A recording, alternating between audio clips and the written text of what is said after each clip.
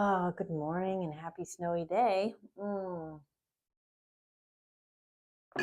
I have decided that I need to start doing some more riffs online because when I do the structured videos, I start to lose interest and inspiration. So today on this snowy day, I would love to show you like a pretty snowy picture outside, but that window just points to a parking lot. So it's not very inspiring, but it's a snowed in kind of a day. Not really, it's not that snowy. They said it was going to be a lot more snow, and apparently it will be because the snow is blanketing most of the middle of America. But yeah, so far we can still drive, and they're pretty busy out there clearing off the roads. So it's nice to be in Northwest Arkansas. I wanted to share a thought with you today that came to me from my meditation time this morning. And also, I was reading again, as I do every single day, just about the Book of Awakening by Mark Nepo and his daily his daily reads. And for today, the reading started with one of my very favorite quotes by Albert Einstein. There are two ways to live your life. One is as though nothing is a miracle.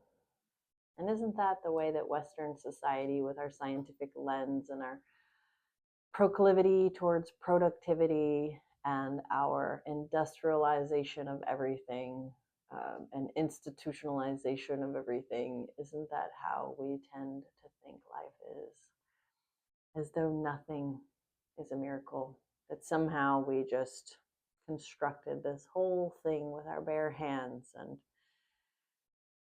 there's nothing special about it. So get to work. And the other is as though everything is a miracle. And sometimes I like to insert the word magical. We can live our life as though nothing is magical, or we can live our life as though everything is magic. And so sometimes when I hear the song of a bird or something catches my eye that I haven't seen before, I like to think that it's a little bit of magic in my day. Communication from something I can't see, but that I can feel and sense with my deeper being. That's the way I choose to live my life, whether there's any scientific basis for it or not.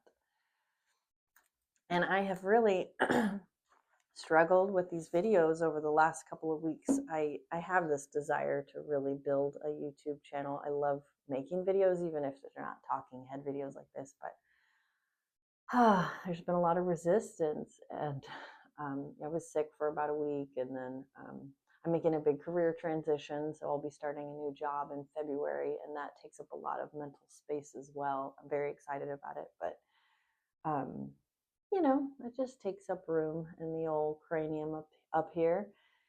So this has kind of been more of a chore than something that I've been enjoying. I've managed to get out a couple of shorts and no more of these just kind of off the cuff talking head videos. But this morning when I was doing meditation, I was thinking about a video I posted a while back on self-doubt.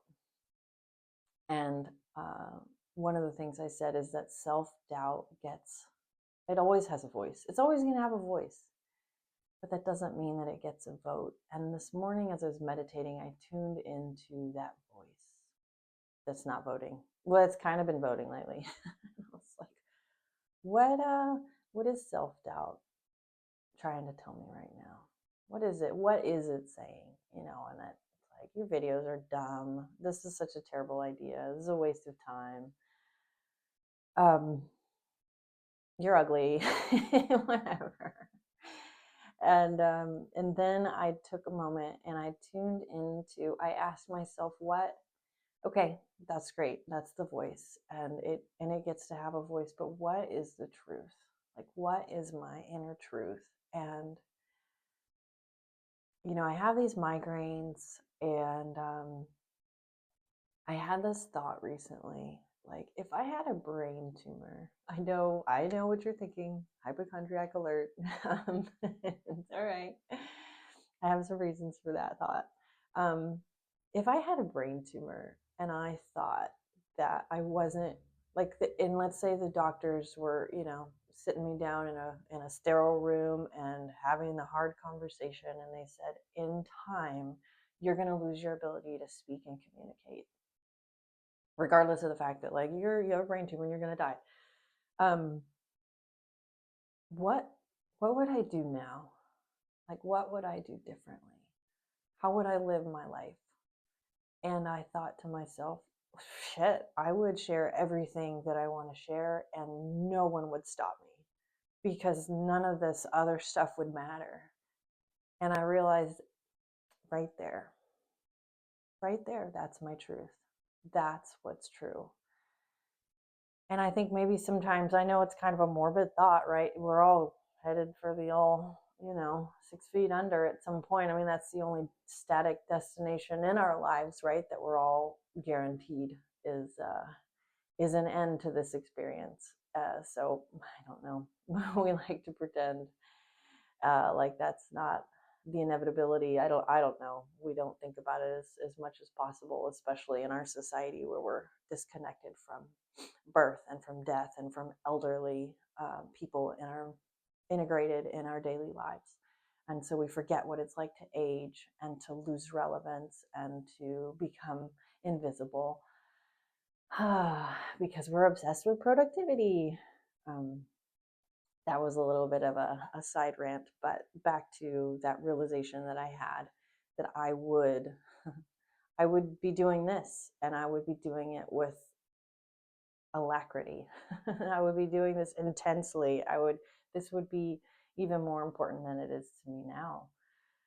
And my mom passed away at 48, so I'm almost 42. That's 6 years from now. She passed away suddenly and unexpectedly. They said that it was a heart attack, but we didn't have an autopsy, so I don't know. It could have been an aneurysm. And my precious sister, who's just now, I think she's, sorry, Brandy, I think she's 51. I remember when she turned my mom's age and the fear that I had of losing her.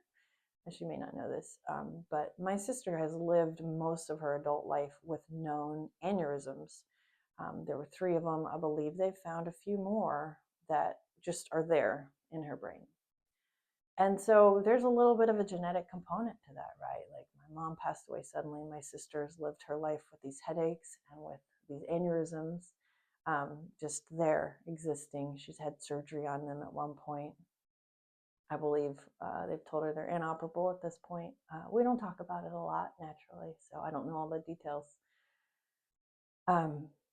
But for me, it's a fresh reminder that this existence here, this incarnation, it's brief. It can be fun. It can be adventurous and amazing.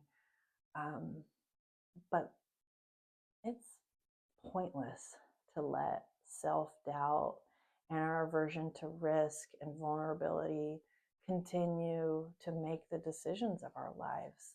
There's so much that we can be sharing. There's so much more connection that we can experience with each other if we really learn to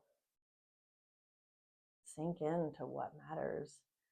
And I think sometimes a little brush with our mortality can be really helpful to keep us focused on the things that matter most to us. And that can be different to everyone. We all have different values.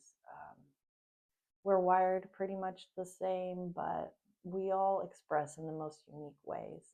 And this is one of the ways that I like to share with my crazy hair in my bathrobe in the morning. I mean, I don't know. It was an idea that I had, and I'm going with it for now. But I appreciate you listening to the end of this video. My guess is this one's gotten long. I can't see it. And who knows, maybe it's even cut off half of my head because I haven't done the normal checks that I do. The sound is on. Thank you, Jesus. I don't know how many times I've recorded videos with the sound not on. So, all right. If this makes it out there, it's meant to be. So I hope you enjoy your snowy day. Stay safe, stay warm, and namaste.